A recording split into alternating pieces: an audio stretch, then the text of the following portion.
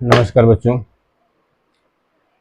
Student academy by Maninder sir YouTube परिवार में आप सबका स्वागत है।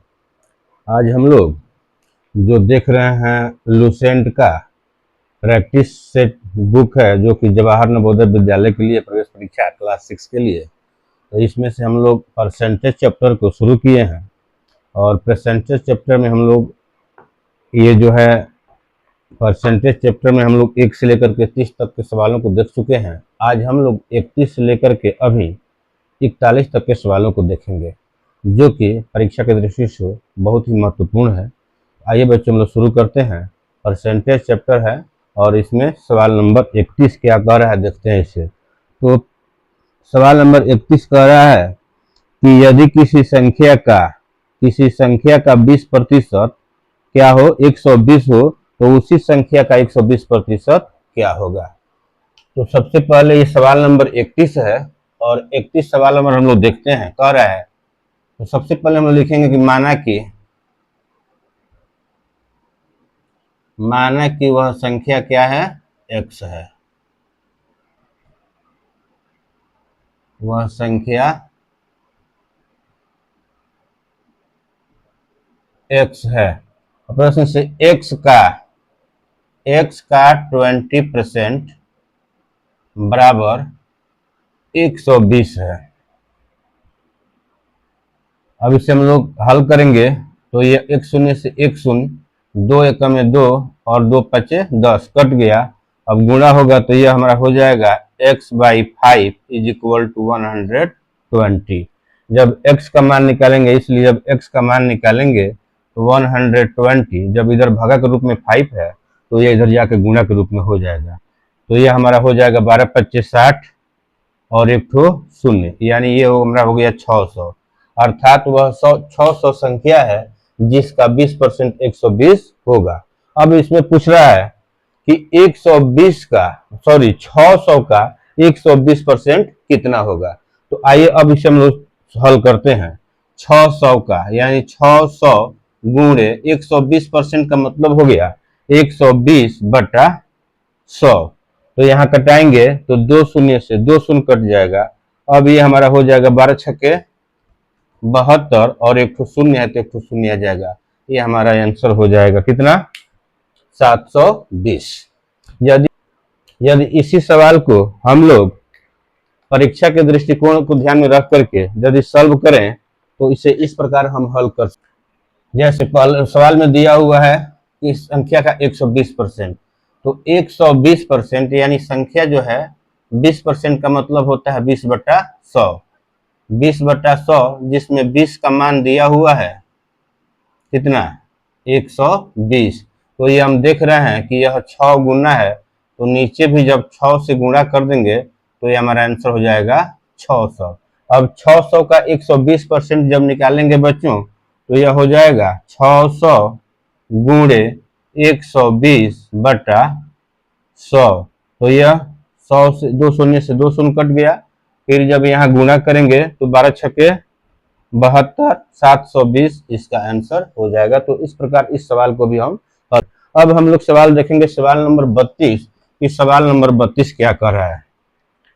तो सवाल नंबर 32 कह रहा है कि एक कक्षा में 15 लड़के और तथा 10 लड़कियां हैं, तो कक्षा में लड़कियों का प्रतिशत ज्ञात करें। एक कक्षा में 15 लड़के और 10 लड़कियां हैं। हल करेंगे इसे बिल्कुल बेसिक से हम लोग सवाल नंबर 32 को। तो इसमें दिया है 15 लड़के और 10 लड़कियां, तो हम इसको जोड़ेंगे 15 प्लस 10, यानी ये हो जाएगा कुल मिलाकर के 25 छात्र हो जाएगा, चाहे 25 लड़के हो जाएंगे, ठीक है ना। 25 छात्र हो गए हमारा। तो 25 छात्र में अब दिया हुआ है कि 10 लड़की है, तो उसका प्रतिशत क्या होगा। तो सबसे पहले लड़कियों की संख्या है 10, कुल छात्रों की संख्या है 25, और प्रतिशत निकालने के लिए हम क्या करेंगे, 100 से गुणा करेंगे। तो ये हमारा हो जाएगा 25 से कम 25, 25 चौके 100, यानी आंसर हमारा हो जाएगा 40%। अर्थात वो लड़कियों की संख्या जो है 40% है। ठीक उसी प्रकार हम देखते हैं अब सवाल नंबर 33 क्या कह रहा है।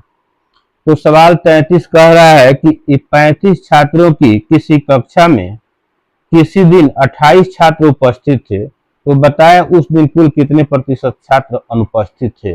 यानी कुल छात्रों की संख्या 35 है, जिसमें से 28 छात्र उपस्थित हैं, तो कितने प्रतिशत छात्र अनुपस्थित है ये बताना है। तो सबसे पहले बच्चों हम इसमें देखेंगे सवाल नंबर 33 में कि कुल छात्र है 35। कुल छात्र कितने हैं? 35 है।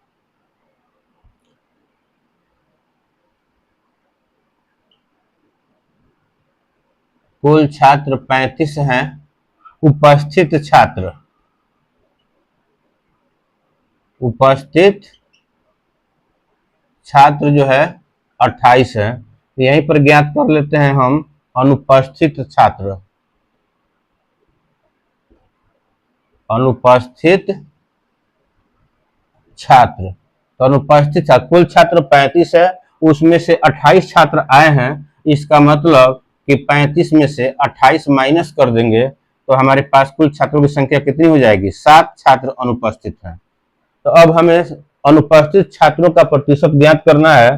तो अनुपस्थित छात्र कितने हो गए? 7। कितने में से 7 अनुपस्थित है? तो कुल छात्रों की संख्या 35 में से 7 छात्र अनुपस्थित है, तो इसका प्रतिशत अनुपस्थिति बराबर हो जाएगा 7/35 गुणे 100। तो यहाँ कटाएंगे 7 एकम 7, 7 पचे 35, 5 एकम 5 और 5 बिसहा 100। इसका मतलब हुआ कि 20% छात्र जो है अनुपस्थित हैं। अब हम लोग सवाल नंबर 34 देखेंगे। कह रहा है कि 40 छात्रों की किसी कक्षा में किसी दिन 20% छात्र अनुपस्थित थे, तो उस कक्षा में या उस दिन छात्र कक्षा में कुल कितने छात्र उपस्थित थे। तो यहाँ कुल छात्रों की संख्या है 34 नंबर सवाल में कुल छात्रों की संख्या है 40। कुल छात्र हो गए 40।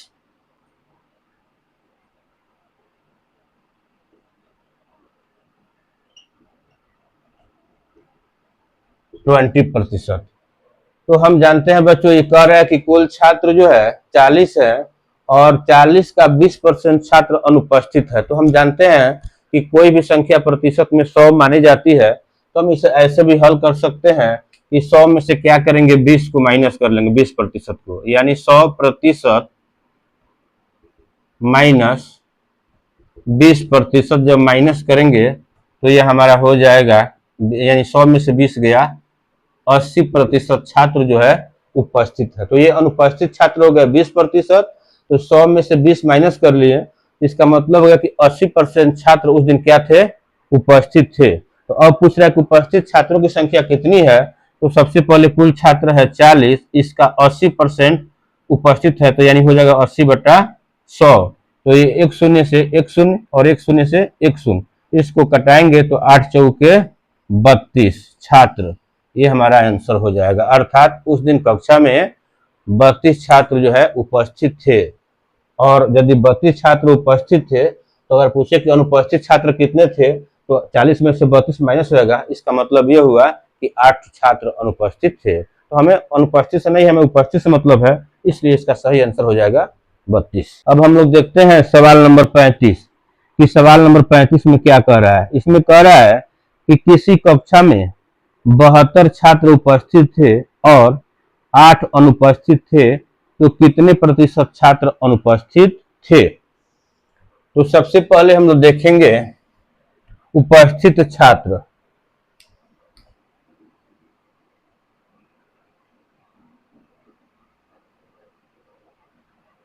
उपस्थित छात्र कितने हैं? 72। अनुपस्थित छात्र कितने हैं? 8। तो कुल छात्र बराबर हो जाएगा 72। 72 उपस्थित थे, 8 अनुपस्थित थे। इसका मतलब यह हुआ कि कुल मिलाकर के 80 छात्र जो है उस विद्यालय, उस कक्षा में या उस विद्यालय में थे। क्या कर रहा है सवाल में? सवाल में कह रहा है कि कक्षा में, अर्थात कुल कक्षा में 80 छात्र थे, जिसमें से 8 अनुपस्थित थे। कितने अनुपस्थित थे? 8 अनुपस्थित थे। तो कितने छात्र, कितने प्रतिशत अनुपस्थित हैं? तो अनुपस्थितों की संख्या हम देख रहे हैं कि 8 है, तो सबसे पहले लिखेंगे 8। 8 कितने में से अनुपस्थित है? तो 72 प्लस 8 यानी 80 में से उपस्थित है। और प्रतिशत ज्ञात करने के लिए 100 से गुणा करेंगे, तो यह हो जाएगा 1 शून्य से 1 शून्य, और ये 8 से 8 कट जाएगा, यानी हमारा आंसर हो जाएगा 10%। अर्थात उस दिन जो है 10% छात्र अनुपस्थित थे। तो सवाल नंबर देखेंगे कि सवाल नंबर 36 क्या कह रहा है। कह रहा है सवाल नंबर 36 कि किसी कक्षा में 35 लड़के तथा 15 लड़कियां हैं, तो उस कक्षा में लड़कियों का प्रतिशत निम्नलिखित में से कौन सा है? अर्थात कुल मिलाकर किसी कक्षा में 35 लड़के और 15 लड़कियां हैं।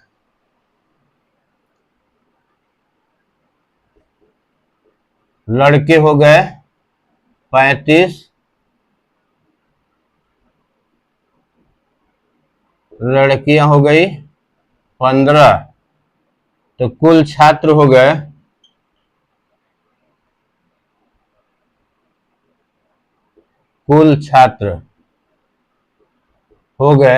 35 प्लस 15 बराबर 50 छात्र। अर्थात उस कक्षा में कुल मिलाकर के जो है 50 छात्र हैं। तो अब इसमें पूछ रहा है कि लड़कियों का प्रतिशत क्या होगा। तो सबसे पहले हम देख रहे हैं कि कुल छात्र है 50, इसमें लड़कियों की संख्या कितनी है? 15, तो इसका प्रतिशत ज्ञात करने के लिए 100 से गुणा करेंगे, तो यह 1 शून्य से 1 शून्य, 5 एकम 5, 5 दूना 10, यानी 15 में 2 से गुणा करेंगे, इसका मतलब हो गया 15 दूनी 30% जो है लड़कियां हैं। 30% लड़कियां हैं, तो अगर लड़कों की संख्या पूछता है तो 70% हो जाता है। जब 100 में से 30 माइनस हो गया तो लोगों की संख्या हो जाता है 70%, लेकिन यहाँ लड़कियों की संख्या पूछा है, इसलिए इसका आंसर हो जाएगा 30%। इस सवाल नंबर 37 क्या कह रहा है? तो सवाल नंबर 37 में बच्चों कह रहा है कि एक वर्ग में कुल 50 छात्र हैं, बरसात के कारण उस दिन 30 छात्र ही कक्षा में आए, तो बताए कि उस दिन कितने प्रतिशत छात्र कक्षा में नहीं आए। तो कुल छात्रों की संख्या है 50, ये हम लोग देख रहे हैं सवाल नंबर 37। तो कुल छात्रों की संख्या कितनी है? 50 है। कितने छात्र उसमें आए थे उस दिन? 30 छात्र आए थे। तो क्या पूछा है? हमें पूछा है कि कितने प्रतिशत छात्र उस दिन नहीं आए थे। कितने प्रतिशत छात्र नहीं आए थे? सबसे पहले जो आए थे हम उसका प्रतिशत ज्ञात कर लेंगे। अर्थात 50 लड़कों में 30 लड़के आए थे, तो पहले कितने लड़के आए थे ज्ञात कर लेते हैं। तो यह 1 शून्य से 1 शून्य हो गया, फिर 1 शून्य से 1 शून्य कट गया, और फिर 5 एकम 5 हो गया, और 20 बचे 100 हो गया। तो जब 20 में 3 से गुणा करेंगे तो 20 क्या हो गया? 60%। अर्थात 60% छात्र जो है उपस्थित थे। तो अब हम पूछ रहे हैं कि अनुपस्थित छात्रों का प्रतिशत कितना था। तो अनुपस्थित छात्रों में हम जानते हैं कि यह जब 100 में से 60% छात्र उपस्थित थे, तो यहाँ पे ज्ञात कर सकते हैं कि 100% माइनस 60% बराबर आंसर हो जाएगा 40%, यानी 40% उस दिन छात्र जो है अनुपस्थित थे। या इस सवाल को हम दूसरे तरीके से भी बना सकते हैं। यदि इस सवाल को बनाना हो तो हम ऐसे भी बना सकते हैं, जैसे 50 छात्रों में 50 छात्र हैं, कुल मिलाकर 30 छात्र आए हैं, इसका मतलब कि 20 छात्र नहीं आए हैं, अनुपस्थित हैं। अनुपस्थित है। तो अब अनुपस्थित का प्रतिशत ज्ञात करने के लिए कर सकते हैं 20/50, यानी 50 में 20 छात्र अनुपस्थित है, और प्रतिशत के लिए 100 से गुणा करेंगे, तो यह हो जाएगा 50 से कम 50, 50 दूना 100, यानी ये हो गया 40%। इस प्रकार भी हम देख रहे हैं कि 40% छात्र क्या थे? अनुपस्थित थे। अब हम लोग सवाल नंबर देखेंगे 38 को, कि 38 नंबर सवाल क्या कह रहा है। तो 38 नंबर सवाल कह रहा है कि 30 विद्यार्थियों की एक कक्षा में 40% लड़के हैं और शेष लड़कियां हैं। तो लड़कियों की संख्या ज्ञात करनी है। 40% लड़के हैं। कुल छात्र में कह रहा है कि कुल मिला के 30 लड़के हैं, जिसमें से 40% छात्र उपस्थित हैं। 30 लड़के हैं यहाँ पर, 30 लड़के हैं, 40% का मतलब हो गया 40/100। तो एक शून्य से एक शून्य और एक शून्य से एक शून्य कट गया, गुणा करेंगे 4 तिहाई 12 छात्र। क्या हो गए? 12 छात्र क्या है? 12% छात्र जो है लड़के हैं। तो लड़कियों का प्रतिशत ज्ञात करें, लड़कियों की संख्या ज्ञात करें। तो हम जानते हैं कि 30 में से जब 12 लड़की हो गई तो लड़कों की 12 लड़के हो गए तो लड़कियों की संख्या हो जाएगी 30 माइनस 12 लड़कियों की संख्या। इस प्रकार हमारा आंसर हो जाएगा 18। अर्थात 18 लड़कियां हैं और 12 लड़के हैं। तो इस सवाल का यही आंसर, क्योंकि इसमें दिया हुआ है प्रतिशत में कि 30 का 40% लड़के हैं, तो 30 का 40% 12 लड़के हो गए। जब 30 में से 12 लड़के हो जाएंगे तो 30 माइनस 12 बराबर 18 लड़कियां हो जाएंगे। सवाल नंबर देखते हैं कि 39 क्या कह रहा है। 39 इसमें कह रहा है कि प्रथम श्रेणी से, यानी प्रथम श्रेणी के लिए 60% अंक चाहिए। रवि को 390 अंक मिले और वह प्रथम श्रेणी के लिए 30 अंकों की कमी रही, तो पूर्णांक क्या होगा? तो सबसे पहले हम लोग देख रहे हैं कि उसके प्राप्त होने वाले अंक हैं कितने? प्राप्त होने वाले अंक है 390। रवि जो है 390 अंक प्राप्त किया है और कितना अंक से फेल हो जा रहा है? 30 अंक से फेल हो जा रहा है। इसका मतलब ये हुआ कि उसे फर्स्ट डिवीजन से पास होने के लिए 420 नंबर की आवश्यकता थी, यानी शून्य का शून्य हो गया, 9 3 12 के 2 3 1 4, यानी 420 अंक चाहिए था। तो अब हम देखते हैं कि 420 अंक होता तो वह 60% अंक होता। कि कुल संख्या x है तो x का 60% बराबर 420 है। तब यहां जब निकालेंगे x का मान तो ये हो जाएगा x गुणे 60/100 बराबर 420। अब यहाँ कटाएंगे तो एक शून्य से एक शून्य कट जाएगा और ये कट जाएगा 2 तिहाई 6 और 2 पचे 10, यानी ये हमारा हो जाएगा 3x/5 बराबर 420। तो यही डायरेक्ट हम यदि x का मान निकालते हैं तो ये 3/5 जो ऊपर जाकर 5/3 हो जाता है। तो हम यही डायरेक्ट x का मान निकालते हैं तो यह 420 ऐसे ही रह जाएगा, और जब यहाँ गुणा करेंगे तो ये भिन्न आपस में पलट जाएंगे। 3/5 है तो 5 बटा क्या हो जाएंगे? 3 हो जाएंगे। तो ये हो जाएगा 3 एकम 3, 14 तिया 42, यानी इसको करेंगे 14 पच्चे 70। इसका मतलब कि कुल पूर्णांक 700 नंबर का। सवाल नंबर 40 कि 40 क्या कह रहा है? 40 कह रहा है कि 250 अंक में से एक विद्यार्थी ने 30% अंक प्राप्त किए और वह 25 अंकों से अनुत्तीर्ण हो गया। 25 अंकों से अनुत्तीर्ण हो गया, तो उत्तीर्ण होने के लिए आवश्यक अंक क्या थे? तो सबसे पहले हम निकालेंगे 250 का 30%। 250 का 30%, 250 गुणे 30% का मतलब हो गया 30/100। तो यहाँ कटाएंगे एक शून्य से एक शून्य और एक शून्य से एक शून्य, और 25 यहाँ कितना होता है?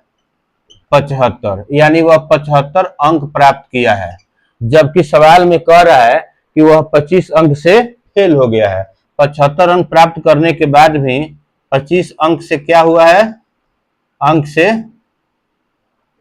फेल है। तब पास होने के लिए आवश्यक अंक जो हो जाएंगे 75 प्लस 25 बराबर 100 अंक, यानी 100 नंबर आता तो वह लड़का जो है पास हो जाता है। सवाल नंबर 41 कह रहा है कि एक परीक्षा में एक विद्यार्थी 10% अंक प्राप्त करता है और वह 35 अंकों से फेल होता है। यदि परीक्षा में कुल अंक 200 हो तो पास होने के लिए कुल कितने अंकों की आवश्यकता थी? सवाल उसी प्रकार से, सवाल थोड़ा सा घुमाया हुआ है। तो इसमें सबसे पहले हम क्या करेंगे कि 10% अंक प्राप्त करता है, कितना का? 200 का। तो सबसे पहले हम 200 का 10% निकाल लेते हैं।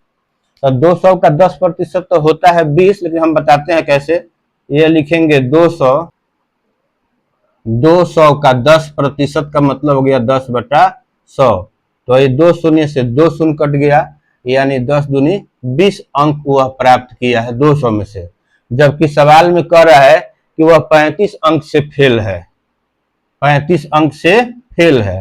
तो 35 अंक से फेल है, आप प्लस 20 अंक प्राप्त किया है, इसका मतलब ये हुआ कि 35 और 20 वह 55 अंक लाता तो क्या होता, पास हो जाता। यही हमारा इस सवाल का आंसर हो गया। बच्चों उम्मीद है कि जो आज हम लोगों ने परसेंटेज चैप्टर का 31 से लेकर के 41 तक सवाल देखे, आप लोग भली भांति समझे होंगे। यदि समझने में किसी प्रकार की कोई दिक्कत होती है तो बच्चों आप वीडियो को बैक करके 2 बार देखें, निश्चित रूप से सवाल समझ में आएंगे।